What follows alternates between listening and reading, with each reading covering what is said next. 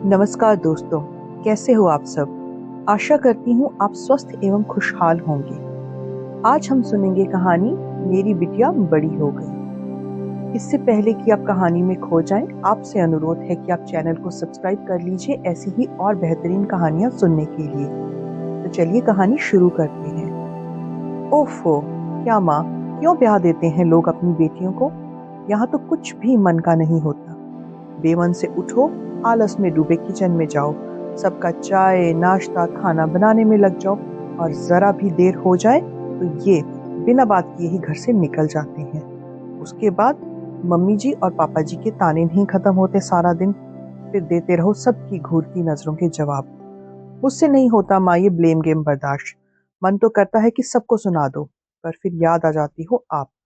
सब आपकी ही गलती है। मैंने मना भी किया था कि मुझे अभी इतनी जल्दी शादी नहीं करनी है। अरे, तूने कुछ खाया भी है या यूं ही सुबह से मुंह फुलाए बैठी है? मन ही मन कुढ़े जा रही है। सुधा ने क्रोध कर रही अपनी बेटी रतिका से कहा। बस करो माँ, मैं इतनी देर से बकबक कर रही हूँ। तुम तो बस एक डायरी की तरह हो, बस मेरी बातें सुन लेती हो। तुम्हें पता है ना कि कहूंगी नहीं तो मन ही मन कुढ़ती रहूंगी। सुधा ने बड़े प्यार से उत्तर दिया। माँ हूं ना, इसीलिए चुपचाप तेरी सारी बातें सुन लेती हूँ। जब इतना ही प्यार था तो क्यों शादी कर दी मुझे? मुझसे नहीं रहा जाता यहाँ पर। कभी कभी घर और तुम्हारी बहुत याद आती है। अरे बच्चे, यह तो दस्तूर है दुनिया का। बेटियों को ब्याहना ही पड़ता है। जब तेरी बेटी होगी ना, तब तू समझेगी। मेरी बेटी? देखना माँ, जब मेरी बेटी होगी ना तब मैं उसे अपने पास रखूंगी। हमेशा।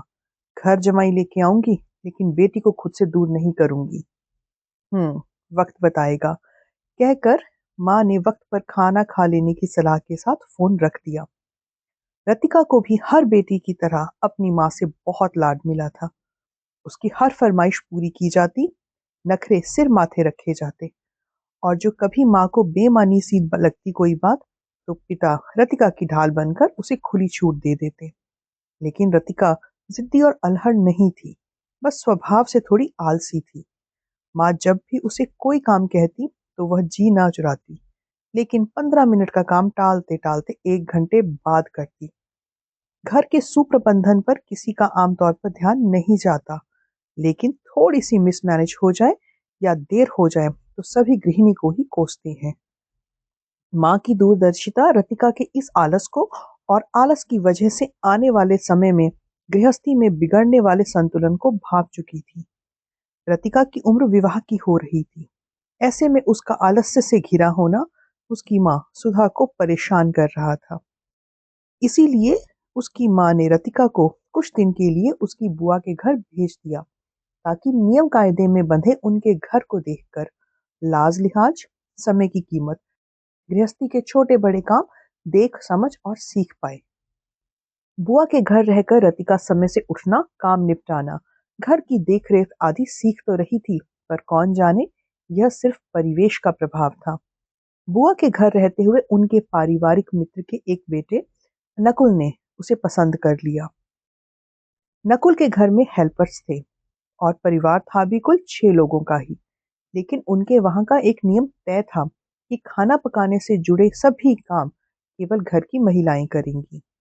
शादी के शुरुआती दिनों में रतिका को नई बहू के तौर पर थोड़ा वक्त दिया गया, और फिर धीरे धीरे आशा रखी जाने लगी कि अब वह स्वयं ही कुछ कामों की जिम्मेदारी उठाएगी। रतिका के लिए सुबह जल्दी उठकर नहा धोकर किचन में जाना ही दिनचर्या में एक नया अध्याय जुड़ने जैसा था। कभी कोई काम बिगड़ जाता तो कभी झल्लाहट और आलस में खुद अधूरा छोड़ आती। नकुल को घर वालों से कभी मजाक तो कभी मौन में ही शिकायत सुनने को मिल जाती। वो कभी प्यार से रतिका को समझाने की कोशिश करता, लेकिन कोई दबाव कभी न डालता। दिन पर दिन की परत चढ़ती जा रही थी। नकुल के थोड़ा कुछ कहने पर रतिका चिढ़ने लगी थी। कभी अपनी माँ को फोन मिलाकर शिकायत करती, और कभी पूरा दिन कमरे में पलंग पर मुंह घुसाए लेटी रहती। रतिका की माँ ने तय किया था कि चाहे जो हो, वे बेटी के घर के मामलों में दखल नहीं देंगी। समय रतिका को खुद बदल डाले तो अच्छा, वरना वह खुद से प्रयास करने में कोई कसर नहीं रखेंगी। कुछ ही दिनों बाद खबर आई कि रतिका प्रेग्नेंट है, और डॉक्टर ने उसे कुछ कॉम्प्लिकेशंस के चलते बेड रेस्ट के लिए कहा है। रतिका के आलस्य को रतिका से दूर ना जाने का कुछ वक्त और मिल गया। रतिका की मां ने तय किया कि यही वक्त है जब वह अपनी बेटी को जिम्मेदार बनाने की पुरजोर कोशिश कर सकती है, वरना तो कल को डिलीवरी के बाद रतिका फिर बचकाना स्वभाव दिखाकर बच्चे की संभाल के लिए एक हेल्पर की डिमांड कर देगी। डिलीवरी की डेट नजदीक आते ही सुधा ने अपनी समधन को फोन मिलाकर कहा, बहन जी, आप वहां अकेले कितना मैनेज करेगी? जच्चा बच्चा दोनों को संभालना, घर देखना, आप सब अकेली कैसे करेंगी? अगर आपको बुरा ना लगे तो रतिका को डिलीवरी के लिए मैं ले आऊं? फिर बच्चे के जन्म के कुछ दिन बाद एक अच्छा सा मुहूर्त देखकर आप उसे ले जाना। रतिका की सास एक माँ की फिक्र को समझ पा रही थी, इसीलिए उन्होंने कोई ऐतराज नहीं जताया। रतिका को उसके मायके ले आया गया। नॉर्मल डिलीवरी से रतिका ने एक प्यारी सी बेटी को जन्म दिया। थोड़ी कमजोरी, थोड़े डर के चलते रतिका अपनी ही नाजुक सी बिटिया को गोद में उठाने को लेकर जरा सोच रही थी। तभी एक नर्स ने आकर कहा, तुम्हारी तो नॉर्मल डिलीवरी हुई है, बीपी टेस्ट सब ओके है, खुद ही यूं नाजुक बनी रहोगी तो इस नन्हे फूल को कैसे संभालोगी? नर्स की समझाइश पर रतिका ने कुछ नहीं कहा। उसने बच्ची को उठा लिया और दुलारने लगी। सुधा चुपचाप सब देख रही थी। आज पहली बार उन्हें रतिका में कुछ बदलाव सा दिखा।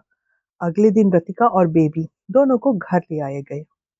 रात में जब सुधा रतिका और बेबी के पास सोने आई तो रतिका ने कहा, माँ, आप दिन भर सब मेहमानों की आवभगत में रहती हो, बेबी भी दिन भर सोती है, अब रात तो इसे जागकर ही बितानी है, तो आप अपनी नींद क्यों खराब करती हो? आप यहाँ बगल वाले कमरे में ही सो जाओ, बेबी को मैं संभाल लूंगी। सुधा चली तो गई, लेकिन रात में बार बार देखने आती रही। कई बार उन्होंने पाया कि रतिका बच्ची को गोद में उठाकर कमरे में टहल रही थी। सुधा को उस समय जो सुकून मिल रहा था और वह चेहरे पर किसी ठंडी बयार के छू जाने पर ही मिलता है। रतिका के अपने ससुराल लौटने का वक्त नजदीक आ रहा था।